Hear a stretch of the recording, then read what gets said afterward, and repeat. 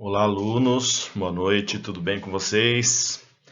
Vamos lá, eu quero mostrar para vocês aqui a correção da prova 1 e é importantíssimo porque todo esse assunto aqui da prova 1 ele cai de novo na prova 2, tá?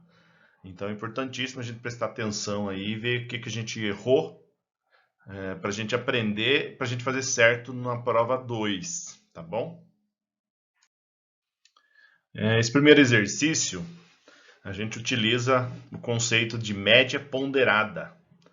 Tem outras maneiras de resolver, mas uma delas é essa. Você pega o valor, multiplica pelo peso da nota, né, do aluno, e divide pela somatória das amostras. Então a resolução fica desta maneira aí. Multiplica 8 por 2, multiplica 6 por 3 e divide tudo isso por 2 mais 3, que é 5. Então o resultado sai 6,80. Isso aí é o que a gente chama de média ponderada.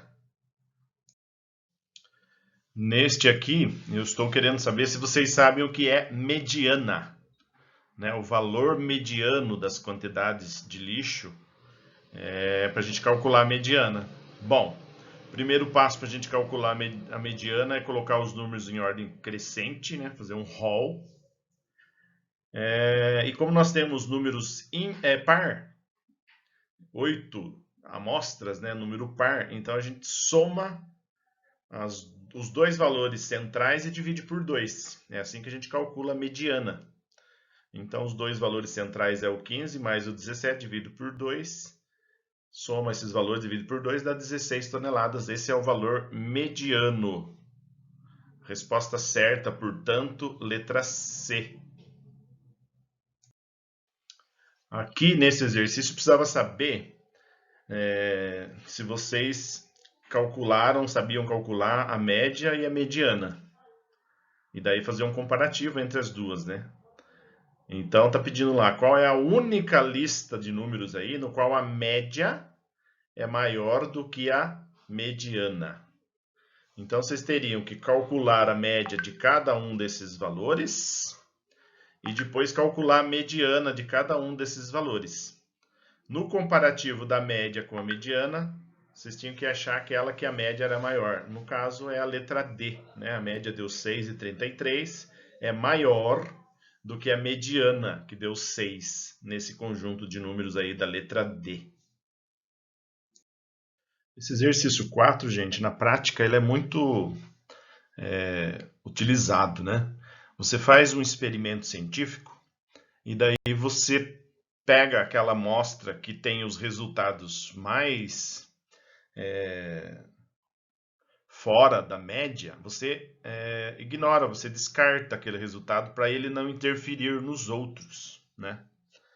Então, se você fez uma amostragem aí na área agronômica, na área florestal, você fez um trabalho e viu que a amostra 5, por exemplo, tem uma variância alta e um desvio padrão alto, você descarta esta amostra, porque você vê ali que o resultado ele está longe da média, né? Porque quanto maior a variância, maior o desvio padrão, significa que o valor está mais distante da média dos valores.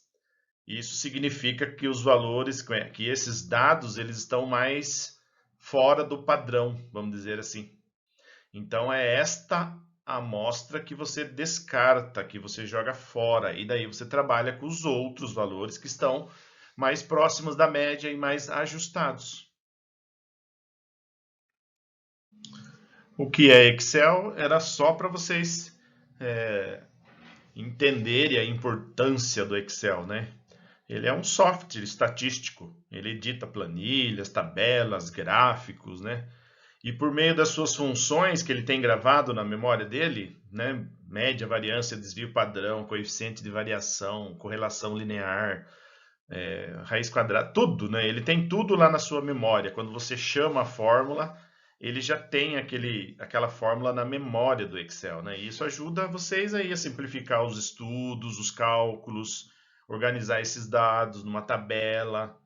E daí, a partir desse resultado, dessa informação que você tira dessa pesquisa, dessa tabela, desse gráfico, você consegue daí melhorar a sua tomada de decisão aí. Então aí que está a importância do Excel, né?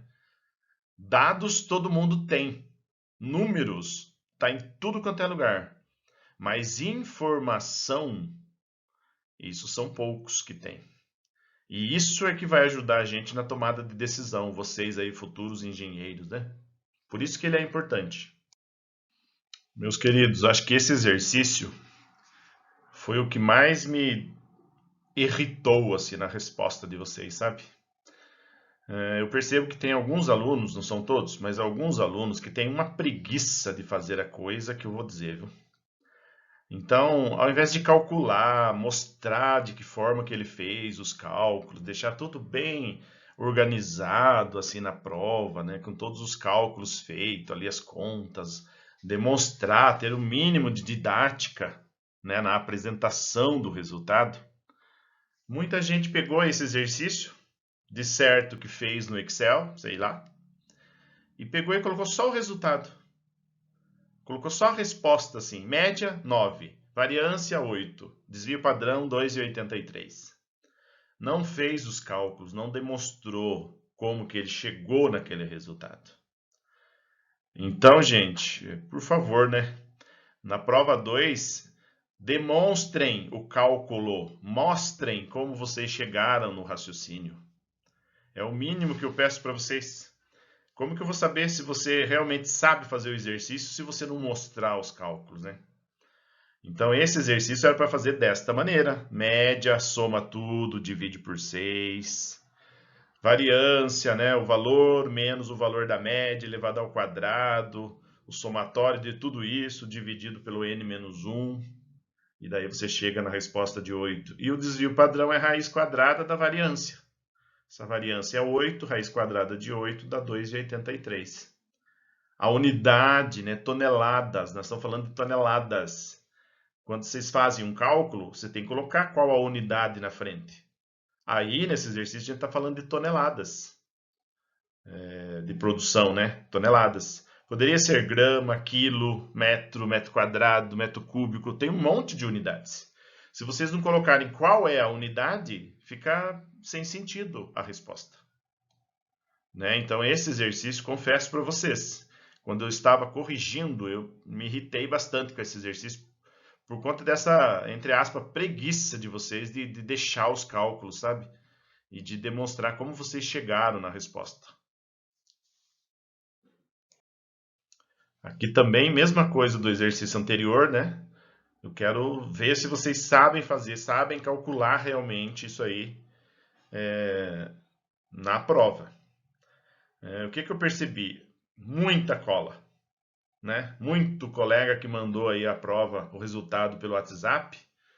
O outro colega fez igualzinho, não mudou nada. Eu pego a prova, eu vejo que a tal pessoa colou, porque fez igualzinho outra pessoa. Então, é incrível. E daí eu fico sem saber se realmente vocês sabem fazer a conta ou se vocês só estão colando, né? Eu aqui, como essa prova foi com 2 dias para vocês fazerem, eu fico nessa dúvida se vocês realmente sabem ou não.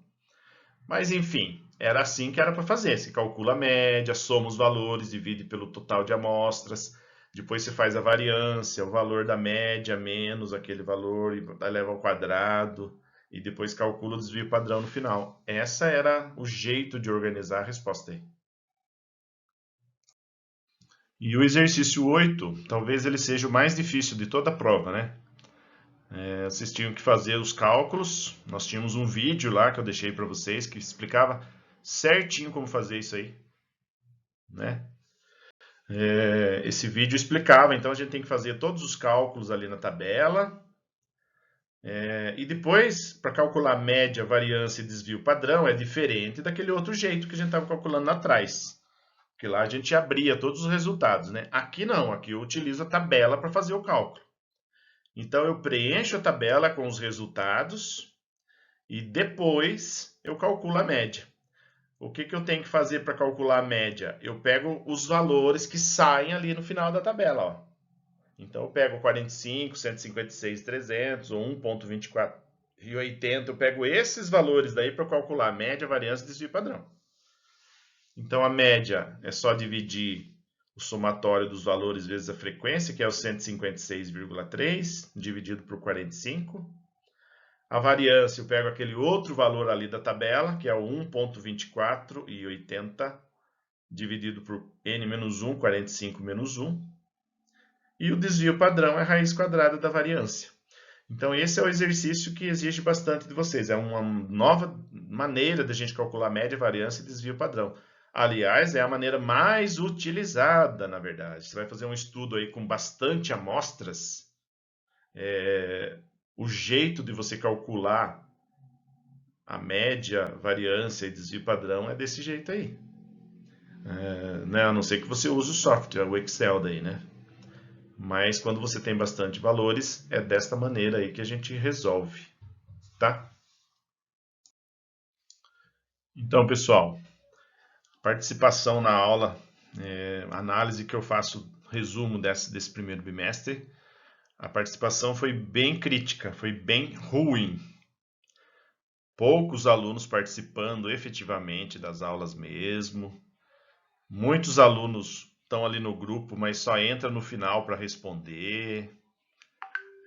Nós temos quase 60 alunos e as minhas listas lá de presença tá dando 31, 32 alunos. Ou seja, 50% dos alunos não estão participando. Tá visível isso lá nas minhas listas. Então, gente, eu peguei. Tem um monte de gente aí que está com excesso de falta já comigo aí na matéria, né? Nesse primeiro bimestre. Quem não estava o nome na lista online ficou com falta. E nesse segundo bimestre, gente, eu vou ser bem mais rígido com a presença. Estou avisando vocês já aqui no segundo bimestre. Não vou deixar lista de presença para outro dia mais. Eu vou pôr a lista de presença e falar, ó, 5 minutos para vocês responderem e eu já vou fechar.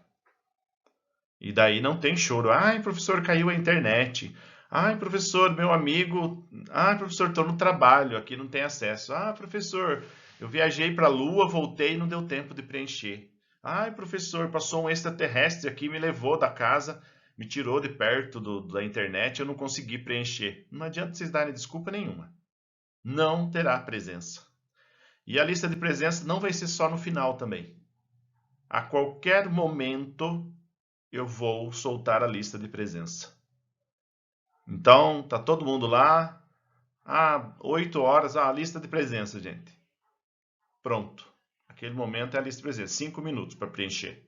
Não preencheu naquele horário, tchau. Porque não está assistindo a aula, porque não está nem aí com a aula, então vai ficar com falta. Então, já estou avisando, não quero choradeira no final do bimestre. Prestem atenção, participem das aulas realmente, fiquem atentos ao comando lá da aula, porque senão, gente, vai repetir aí por causa de falta, vai ficar nessa disciplina por causa de falta, tá?